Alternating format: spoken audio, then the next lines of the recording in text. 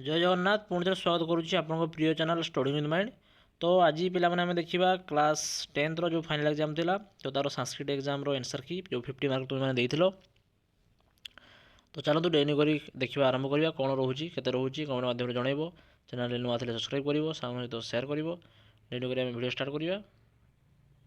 तो देखिए तो पिलाने थर्ड लैंग्वेज संस्कृत जोड़ा रही जो मैंने संस्कृत नहीं तो बेसिस रोचे गोटे सेट आम डिस्कसन करुचे सेट एडाक सब तो सेम क्वेश्चन टी खाली क्वेश्चन मिलईदेव पे जापारना बट तुम क्वेश्चन पढ़ो सब सेट्र क्वेश्चन जो फास्ट ए मन सब छाड़ी क्वेश्चन टी तो तुम क्वेश्चन पढ़ और तुम क्वेश्चन खोज जो अलग सेट रही सी एवं डी एवं बी से कौ नंबर रही देखो से क्वेश्चन टाक टिक कर okay.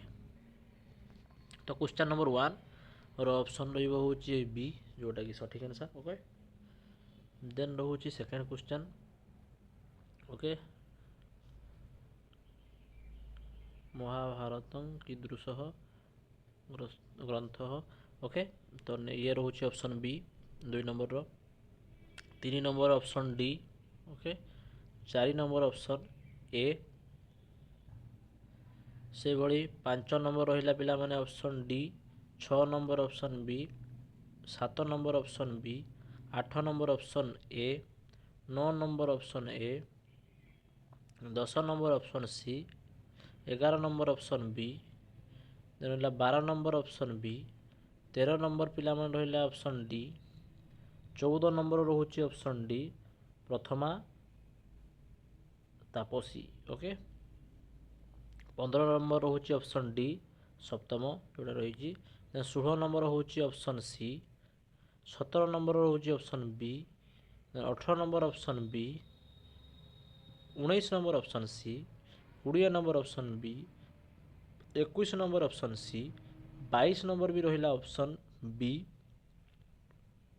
Then 23 number option C 24 option C 25 number रहिला option D 26 number option B 27 number option A 28 number option C 29 number option A 30 number होची ऑप्शन सी हूँ रवि युक्त अस्तम।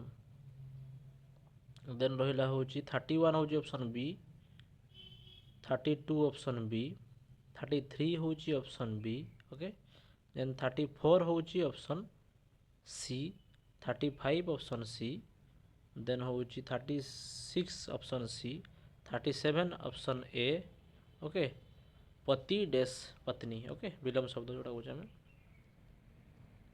नेक्स्ट रहा तुम 38 ए 39 ए सॉरी 39 होची option D correct answer okay.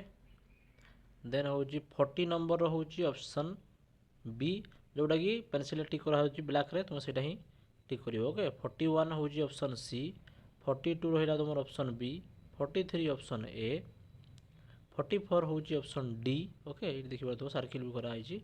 Then 45 option A 46 option B 47 option C 48 option B 49 option A और 50 रहिला तुम ऑप्शन डी हन युक्त तो ओके। तो ये थिला क्वेश्चन आंसर पिला माने केमती लगे वीडियो जनइब कमेंट माध्यम धन्यवाद। तुम खाता देखा फिर मार्च 19 आरंभ हो जाऊँगी एप्रिल सुधा सर जून बेलू आप खाता देखा माने रिजल्ट आसीज ओके। मे सुधा आसीज फिर मे बेलू बाहरी रिजल्ट फास्ट वीक रे